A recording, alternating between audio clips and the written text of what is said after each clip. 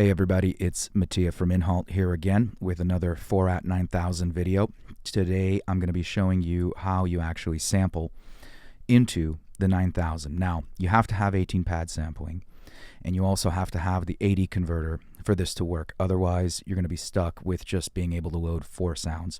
On this machine, you can load every pad with a custom sample. So part of the reason why I'm making this video is because there's just a great deficit in videos about, one, what the sampling even sounds like, and two, how to go about doing it. And there's not a whole lot of info on the internet about it. So without further ado, we're going to get to it. First, I'm going to play you the sound I'm going to be sampling. And that's coming off of an MPC X SE, and that's going into the AD converter of the 9000. So the very first thing to do is I'm going to go into custom drum sounds. Okay, and I get into this menu where it says edit, sample, sysx, or disk. So in this case, we're going to be sampling. So hit 2. Now, this is where you set up for sampling, and you have a bunch of choices there. The first thing is which pad we're going to be sampling into. So if I hit different pads, we can see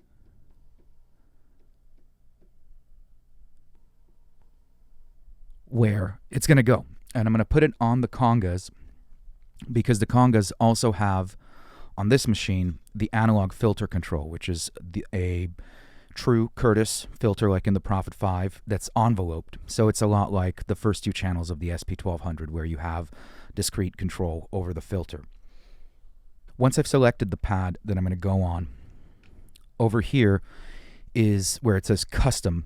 That's actually going to be the name of the sample. And if I want to change it, all I need to do is hit the alpha key, and then these buttons that are normally function buttons also have letters by them. So I'm going to rename this into something that makes no sense, but it's just for the purposes of this. In most use case scenarios, you would name it, whatever, kick drum. When I'm done with that, I hit enter. And then over here, I'm choosing the length of the sample, and we have some choices. We have 8K, 16K, 24K, 32K, or 40K, 48, 56, 64. Now, you have to choose appropriately because on most machines, not every pad has the same amount of memory. So I believe kicks and snares are either 8 or 16K. Cymbals are the longest at, I believe, 64K. Most short sounds are going to be 8K anyways, and those can be loaded into anything, but you have to be somewhat aware of how long of a sound that you're going to be putting into this and choosing the appropriate pad. In this case, since I'm sampling a kick drum, I'm going to keep it at 8K. We go down here. This is a R31. Now, this is the sample rate. And the thing about this control is that you really have to kind of choose the right sample rate for the right sound. Now, all sounds are going to sound great at the maximum sample rate, which is 37. But for some other sounds, they're going to sound great lower. So just like any old sampler is concerned, you kind of have to experiment and try these and listen to what the machine sounds like sampling at lower sample rates. But here I'm going to keep it at R31. The next menu here is L10, which is the level control. Now, the preamp input has quite a bit of gain on it because it's set up to even take something like mic signals. So you can change your sampling level. I keep it at 10. It's a good starting point because mostly I'm attenuating from the outside world, whether via an auxiliary on the console or something else that has a volume control. But just know that you can play with this setting as well. The machine does have a sound when you go really hard on the input. So it's worth, again, experimenting. And that's kind of the point I'm trying to make here, which is that you really want to experiment and hear for yourself what each of these settings sound like. T59 is our threshold control. It's at what point does the sampling kick off. Now, anything below 20, you're basically putting the machine into auto sampling, which means the moment you hit record, it starts recording. So it's a very, very sensitive threshold control. It's not like working with Akai's or MPCs or the S-series samplers. It's much touchier than that. 59 is a good bet for most sounds. And the last number that you can see here is a percentage. That shows you what percent of headroom and level you're at. Now, for cleaner sounds, the target is always going to be around 100%. Anything lower than that, you're going to be starting to get a little bit of noise. Again, this is an 8-bit sampler, so as a sound decays out, noise floor goes up. So we're looking to really maximize those 8 bits and maximize our signal-to-noise ratio. If you go past a certain amount, like 110 and up, then you're getting into saturation and distortion. And that's where, you know, some sounds sound great that way. But for the most part, this percentage gives us kind of a reference point where we can sort of gauge, did we get it right? Okay, so now that I've picked the pad, I've named the sample, even though it's a bunch of rubbish. I've set how long the sample is, 8K. I've set the rate, 31, the level for sampling, which I'm leaving at 10, threshold, T59, and that percentage there is just from previous assessment of a sample. So don't worry about it. It's not reflective of anything right now. I haven't put anything into the machine. Once I've done all of this, the procedure is very simple. I hit record. It says waiting for a sample. I'm going to play my sample now. And the machine, as soon as it grabs it, plays it back to let you know that it's grabbed it. Now, if I play, I'm getting it. Sounds great. I'm at 102%. Not a whole lot of noise. Fantastic. Okay. Now that I've done that, I need to hit stop, and I need to get out of this mode. Now, there's a couple ways to do this. This is where a lot of people get tripped up, myself included, and I've always had to refresh my memory. The best way to do it, and the quickest way to do it, is to hit cancel current operation. Another way to do it is to hit the locate button. Basically, we want to get out of the actual sampling. And now,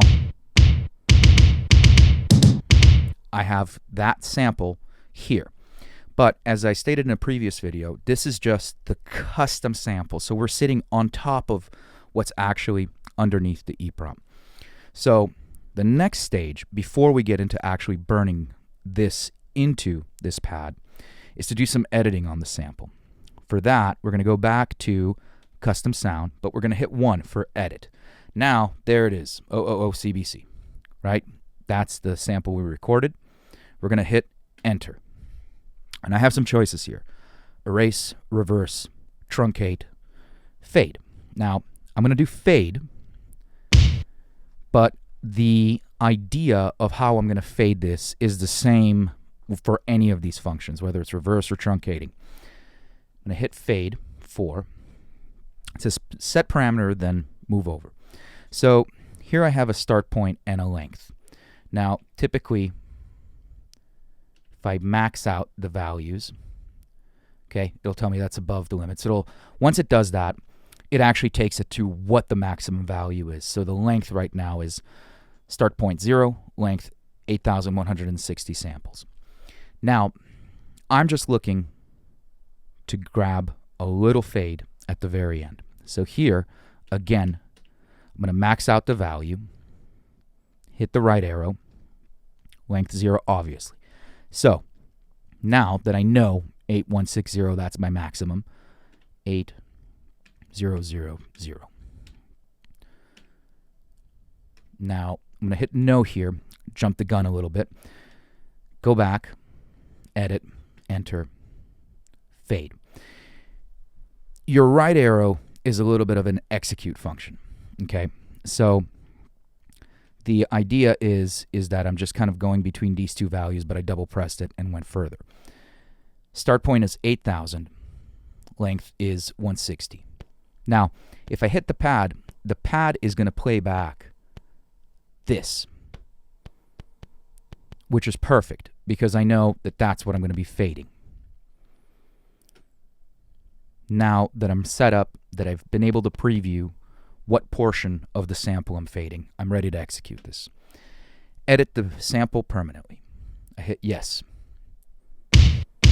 And now there's a nice fade at the end of that. Okay, we're not done yet. Now that I've done all of this, I'm going to go to disk. And I'm going to hit save.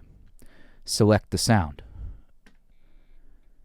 And now it's saved it on my flash disk, which has a lot of empty blanks for exactly this purpose, for saving samples. Now that I'm saved, go back to my main menu. I need to burn this into this pad and commit it to the actual 18-pad EPROM memory rather than the custom drum sound memory, which is a layer above, doesn't sound as good. So I'm about to do that.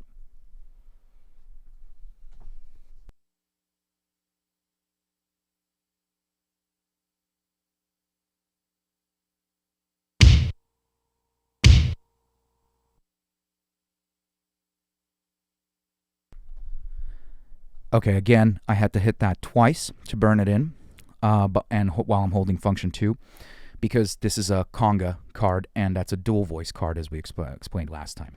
Okay, now the last step is to erase this.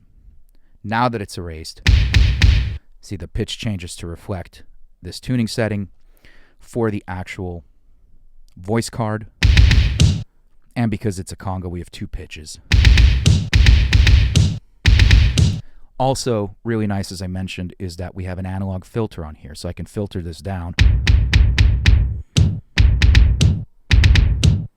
Very nice.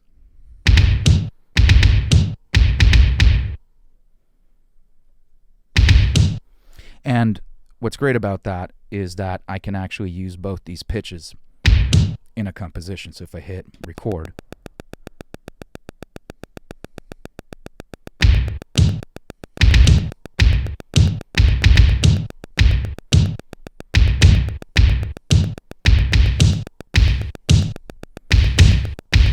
and that is the sampling procedure. It's very, very straightforward.